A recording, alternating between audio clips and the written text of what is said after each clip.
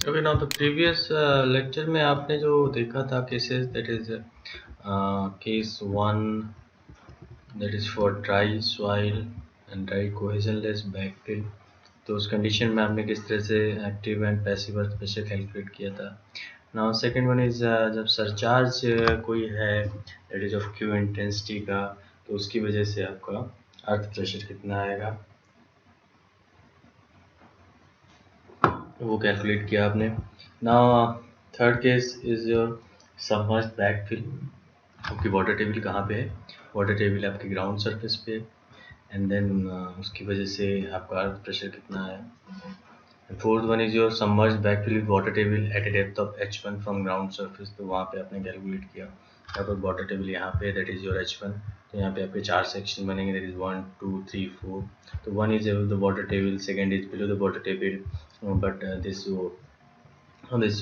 For the जब 1 पे जो वर्टिकल प्रेशर आया that is gamma h1, this will act as surcharge over this layer. तो यहाँ पे k गामा h1 आ गया. तो ये तो आपका तब है जब आपका जो सॉइल है that is of uniform homogeneous है ना. बट अगर डिफरेंट है, जो कि हम नेक्स्ट केस में देखेंगे, that is your fifth case. देखिए फिफ्थ केस में क्या है, backfill with different soil having different piping. यानी कि फाई वैल्यू क्या है, डिफरेंट है, यानी कि दोनों सॉइल अलग अलग है. h1 हाइट तक सॉइल अलग है एंड h2 तक अलग है. तो इस केस में आपका क्या होगा, इस केस में आपका k भी डिफर करेगा है ना. तो if phi1 is greater than phi2, first case आपने देखा that phi1 is greater than phi2, तो phi1 is greater than phi2 then k2 is greater than k1 है ना. तो k2 आपका k1 से ज़्यादा होगा एंड phi1 क्या है, phi2 से ज़्यादा. तो इस केस में जब आप देखेंगे तो आप PA1 निकालेंगे, that is your for this layer कितना आएगा, K1 gamma 1 h square divided by 2 है ना. तो K1 गामा 1 h1 स्क्वायर है ना, क्योंकि ये h1 है. तो दिस वर्टिकल प्रेशर कितना है इस साइड तक, गामा 1 h1. ये गामा h1 वर्टिकल प्रेशर. तो ये तो यहाँ पे एक्टिव अर्थ प्रेशर कितना दे रहा, K1 गामा 1 h1. बट जब आप इससे नीचे जाएंगे, यानी कि जब आप इस बाउंड्री को क्रॉस करेंगे, तो बाउंड्री को जब क्रॉस करेंगे तो सरचार्ज तो गामा 1 h1 रहेगा, बट चेंज क्या हो रहा है, अर्थ प्रेशर कोफिशिएंट चेंज हो रहा है. यहाँ तक K1 है और यहाँ पे क्या हो रहा है, K2 हो रहा है. तो जब PA2 की बात करोगे, यानी कि इस सेक्शन की बात करोगे, वहाँ पे आपका वर्टिकल प्रेशर तो गामा 1 h1 ही है, क्योंकि इस पॉइंट पे आपका जो सरचार्ज है इस लेयर का वो इस पे एक्ट करेगा, that is your gamma 1 h1. What earth pressure coefficient तो बदल गया ना, यहाँ पे तो Ka2 है, तो PA2 कितना होगा, Ka2 gamma 1 h1 into h2 this height कितना हो जाएगा, Ka2 gamma 1 h1 into h2.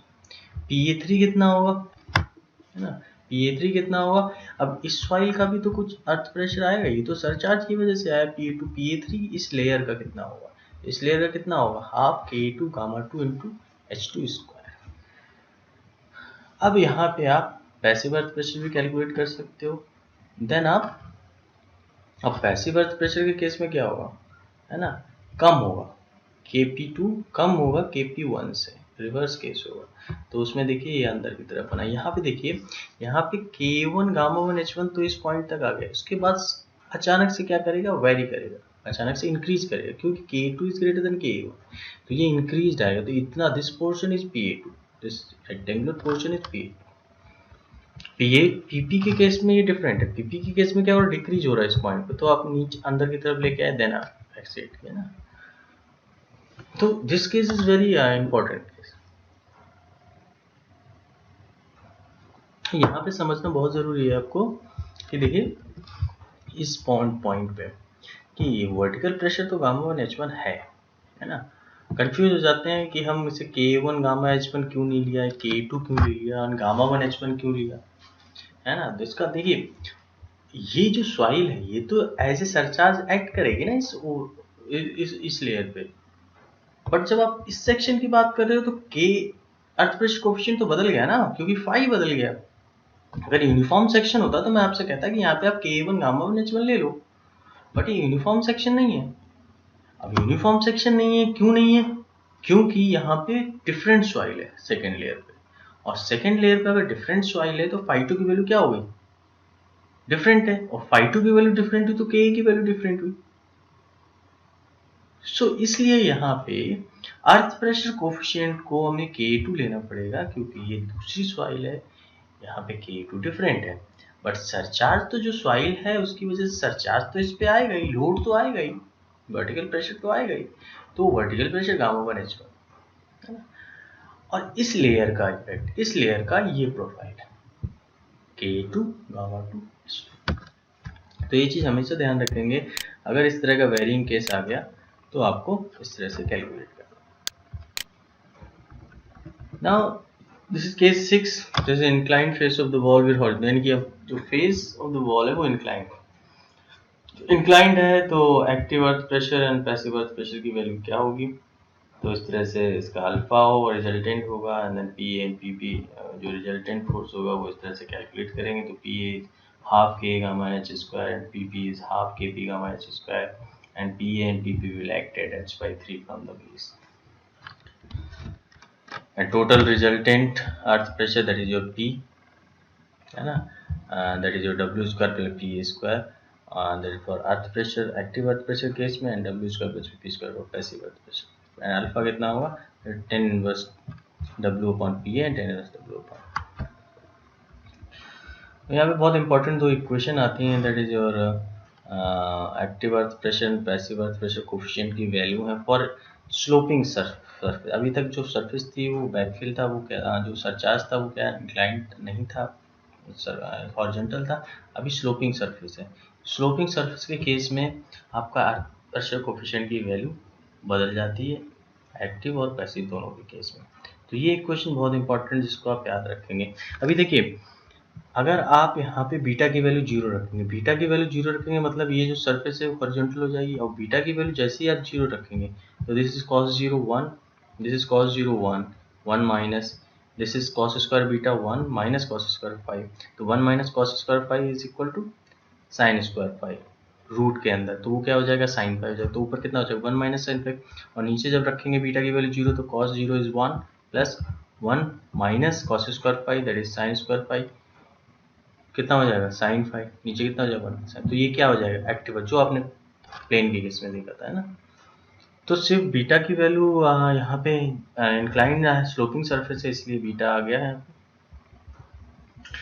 Next is other case है ना। Now next important part is your active and passive earth pressure in cohesive. अभी तक जो हम बात कर रहे थे वो कोहेजनलेस सॉइल की बात। अब जो केस आ रहा है दैट इज कोहेसिव सॉइल। तो कोहेसिव सॉइल के केस में आपका किस तरह से हम कैलकुलेट करेंगे active earth pressure and passive earth pressure, वो देखते हैं। तो देखिए यहाँ पे as cohesive soil are partially self supporting soil, active earth pressure exerted by them is comparatively less than cohesionless soil, but passive pressure more than cohesionless soil। अब यहाँ पे जो इक्वेशन है that is stress relationship, that is sigma 1 is equal to sigma 3 10 square 45 plus 5/2 plus 2c 10 45 plus 5/2। तो for active case वही case आपको ध्यान रखना है दैट फॉर एक्टिव कंडीशन आपका जो वर्टिकल प्रेशर होता है वो डोमिनेट करता है, यानी कि जो वर्टिकल प्रेशर होगा वो मेजर प्रिंसिपल स्ट्रेस होगा जो यहाँ पे सिग्मा 1 लिया हुआ है, एंड जो आपका हॉरिजॉन्टल होगा दैट इज योर माइनर होगा, है ना। तो यहाँ पे जब आप ये केस आप ये इनपुट्स को प्लेस करेंगे तो sigma 1 is your sigma vertical and sigma 3 is your sigma horizontal. Value को आपने पुट किया तो sigma h is equal to क्या हो जाएगा, सिग्मा भी रिवर्स कर दिया, सिग्मा भी cot square 45 plus 5/2 minus 2c cot 45 plus 5/2। अभी देखो कॉट स्क्वायर 45 प्लस 5/2 कितना होता है, k होता है, आप पहले ही देख चुके हैं। तो यहाँ पे हमने डायरेक्ट क्या रख दिया, कॉट स्क्वायर 45 प्लस 5/2 की जगह पे k रख दिया माइनस 2c रूट k हो जाएगा, ये है ना, ठीक है ना ये बात। तो pa कितना हो जाएगा भाई, हॉरिजॉन्टल क्या है, हॉरिजॉन्टल लैटरल अर्थ प्रेशर ही तो काउंट कर रहा है, तो pa is equal to k sigma vertical is what gamma into Z, vertical pressure कितना है gamma into Z minus 2c root k। तो ये इक्वेशन जो आ गई आपकी, ये आ गई एक्टिव अर्थ प्रेशर की और कोहेसिव सॉइल। अब यहाँ पे बाउंड्री कंडीशन लगाओ।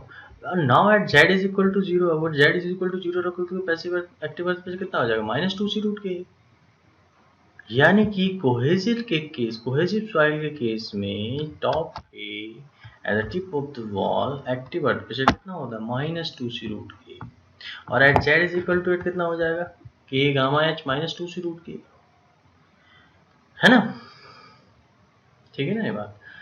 अब देखिए, if PA is equal to zero, अगर मैं PA is equal to zero रख दूं, है ना, कहाँ पे जीरो होगा, अभी देखो एक्टिव अर्थ प्रेशर आपका ऊपर कितना आ रहा है, -2c√k, कहीं पे तो जाके ये जीरो होगा, किसी सेक्शन पे तो जाके जीरो होगा। तो मुझे वो डेप्थ निकालनी है जिस सेक्शन पे जाके, क्योंकि ऊपर तो ये निगेटिव आ रहा है, एट द टॉप पॉइंट ये एक्टिव अर्थ प्रेशर निगेटिव आ रहा है, बट कोई एक देखो, निगेटिव से पॉजिटिव जब आप बढ़ोगे ना, तो कोई एक पॉइंट तो आएगा ना जिस पॉइंट पे जीरो आएगा। वो आप -3 से अगर +3 की तरफ मूव करोगे तो -3 और +3 के बीच में कोई एक ऐसा पॉइंट आएगा जहां पे वो वैल्यू जीरो होगी।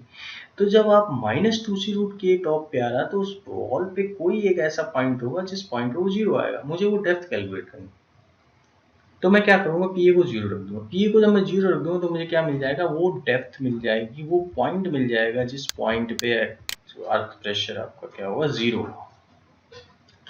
तो वो मुझे मिल गया Z0 is equal to 2c/γ√k।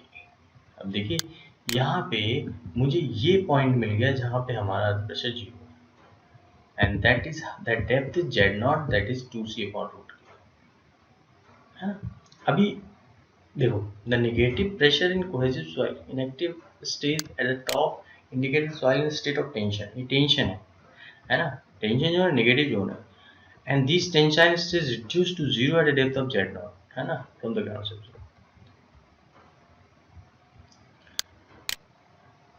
Okay, तो total net pressure in cohesive soil in active stage up to the depth of, तो अगर न्यूट्रलाइज करना चाहेंगे इसको तो 2Z0 पे आएगा, है ना, 2Z0, and this is 2Z0 is the depth of is specified as critical depth of unsupported, यानी कि इस डेप्थ तक आप बिना किसी सपोर्ट के कट बना सकते हो। this diagram is very important for competitive exam, इस पे कई बार क्वेश्चन आते हैं, है ना।